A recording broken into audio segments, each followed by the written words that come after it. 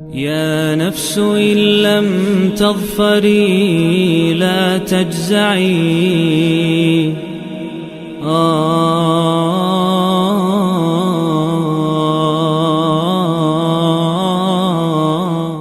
اعوذ باللہ من الشیطان الرجیم بسم اللہ الرحمن الرحیم۔ دوستو الحمدللہ آج ہم سورہ آل عمران کا 17واں اور چوتھے پارے کا 8واں رکوع اس کو ترجمے، گرامر اور تفسیر سے سمجھنے کی سعادت حاصل کریں گے۔ تو آئیں شروع کرتے ہیں۔ یا ایہا الذین آمنوا، اے ایمان والو، لا تکونوا، لا کا مطلب نہیں، تکونوا تم ہو جانا، کالذین ان لوگوں جیسا، کفروا کون سے لوگوں جیسا، کفروا جو کفر کرتے ہیں۔ اے ایمان والو تم کافروں جیسے مت ہو جاؤ، وقالو جو کہتے تھے، لِإِخْوَانِهِمْ اپنے بھائیوں سے، اذا ضربوا جب وہ سفر پر نکلتے، فی الارض اس زمین پر، او کانوا یا کرتے، غزاً، غزہ کا مطلب دوستو ہوتا ہے جہاد، یا وہ جہاد کرتے، غزاً لو کانوا اور کہتے اگر، لو کا مطلب اگر، کانو یہ ہوتے، عندنا ہمارے پاس، ما ماتو، ما کا مطلب یہاں پر نہیں، ماتو کا مطلب مرنا، تو یہ نہ مرتے، وما قتلوا اور نہ قتل کیے جاتے۔ تو اللہ فرماتے ہیں لیجعل اللہ، اللہ نے بنا دیا ہے، ذالک ان سب خیال کو، ان سب باتوں کو،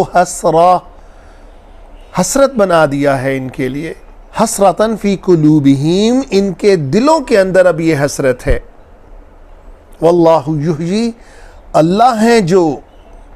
حیات دیتے ہیں، ویمیت اور جو موت دیتے ہیں۔ انہوں نے کہاں سے خیال کر لیا کہ یہ گھر میں بیٹھے رہیں گے تو نہیں مریں گے اور وہاں پر جائیں گے تو ضرور مر جائیں گے؟ تو ان کافروں جیسے مت ہو جانا، اللہ تعالیٰ مومنین سے فرما رہے ہیں۔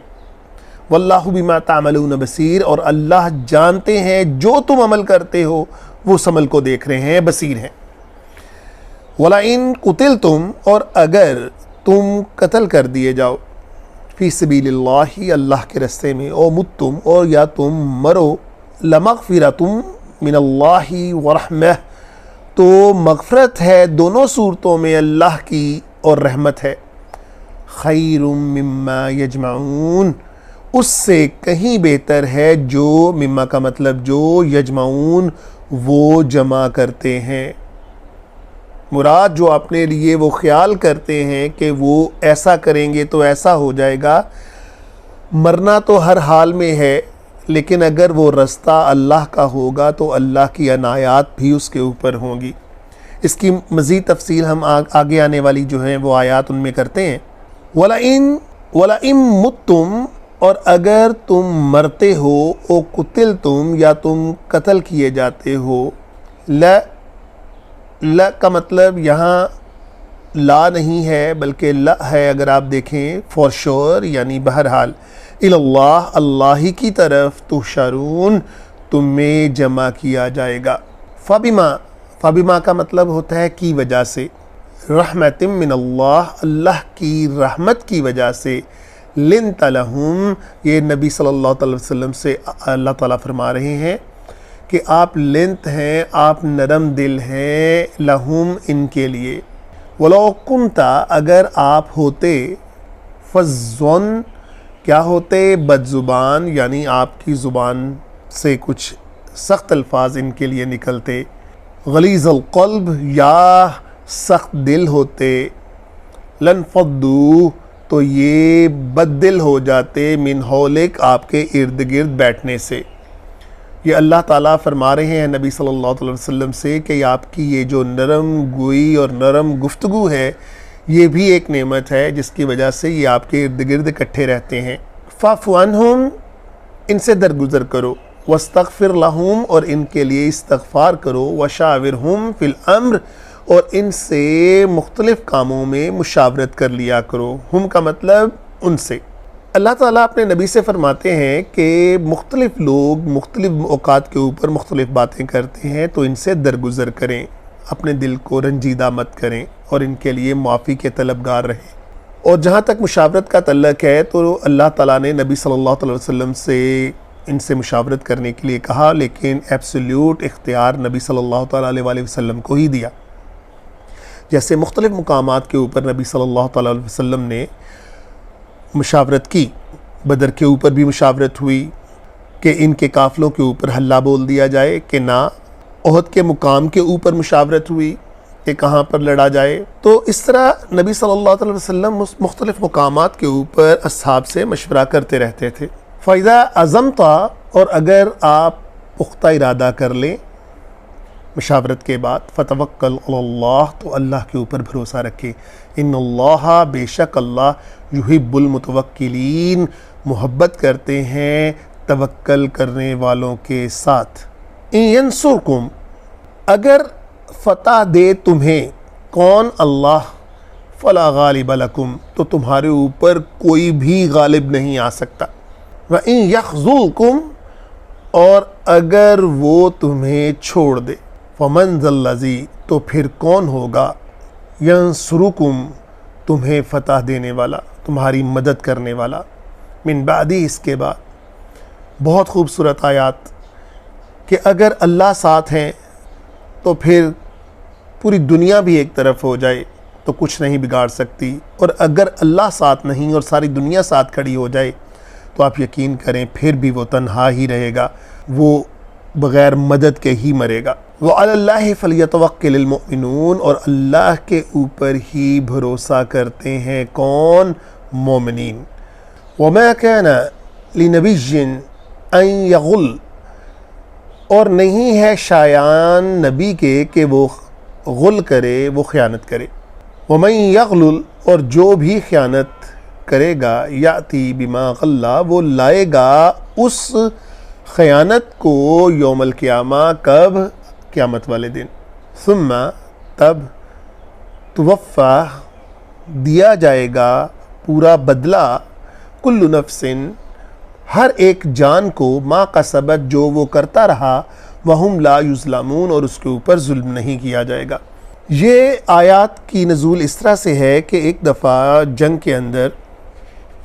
ایک سرخ رنگ کی چادر وہ نظر نہیں آ رہی تھی اور وہ گم ہو چکی تھی، تو بعض صحابیوں نے یہ گمان کیا کہ شاید رسول اللہ صلی اللہ علیہ وسلم نے اسے لے لیا ہو۔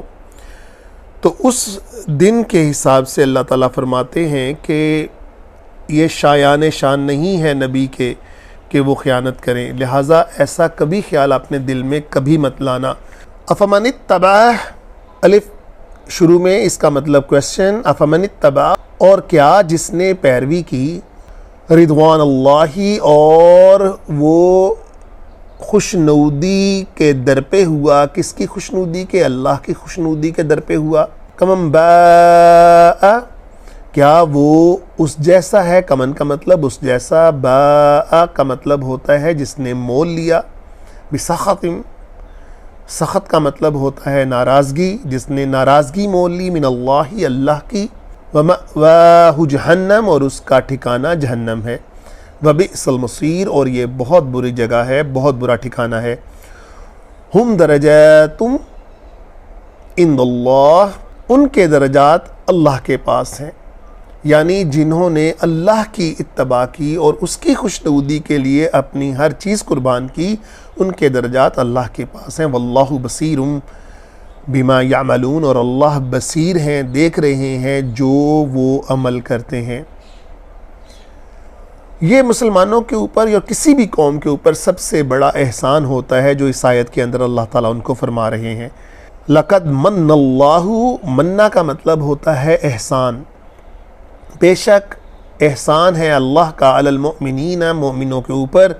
اذ بعثا، جب کہ وہ باسط دیتا ہے، جب کہ وہ اٹھاتا ہے، فیہم، ان کے اندر، رسولا من انفسہم، ان کے اندر سے ہی ایک رسول اٹھاتا ہے، یتلو علیہم، جو ان کے اوپر پڑھتا ہے، آیات ہی، آیتیں، نشانیاں، وہ یزکیہم، اور وہ ان کو پاک کرتا ہے، وَيُعَلِّمُهُمُ الْكِتَابَ اور ان کو کتاب سکھاتا ہے، والحکمہ اور حکمت سکھاتا ہے، وَإِن كَانُوا مِن قَبْلُ اور اس سے پہلے وہ تھے، کانو کا مطلب تھے، من قبل اس سے پہلے، لفی ضلال مبین وہ گمراہی میں پڑے ہوئے تھے۔ تو دوستو اس سے ایک بات صاف ظاہر ہو گئی کہ ہم اپنے تئیں اپنے طور کے اوپر جو مرضی بہتر رستہ سوچتے رہیں کہ یہ بہتر ہے، یہ عمدہ ہے، عمدہ وہ اسی صورت میں ہوگا جو نبی کی سیرت اور نبی کی سنت کے مطابق ہوگا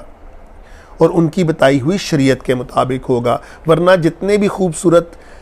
نظر آنے والے رستے ہوں گے وہ سوائے بدعت کے اور کچھ نہیں ہوں گے۔ اولما کا مطلب ہوتا ہے اور جب، اصوابتکم جب تمہیں پہنچی مصیبت پہنچی، قد اصبتم مثلیہا جبکہ تم نے پہنچائی تھی اس جیسی ہی مصیبت ان کو، بدر والے دن مراد یہاں پر یہ ہے، قلتم ان ھذا تو تم اب کہنے لگے یہ کہاں سے آ گئی، قل ہوا من عند انفسکم کہہ دیجئے یہ ہوا کا مطلب یہ مصیبت، من عند انفسکم یہ تمہاری اپنی لائی ہوئی ہے۔ اس کی دو تفاسیر ہیں دوستو۔ نمبر ایک کہ جب بدر والے دن 70 کفار کو پکڑا گیا تھا اور حضور صلی اللہ علیہ وسلم نے مشورہ کیا تھا تو حضور صلی اللہ علیہ وسلم نے فرمایا تھا کہ بتاؤ ان کو قتل کریں یا ان کا فدیہ لیں،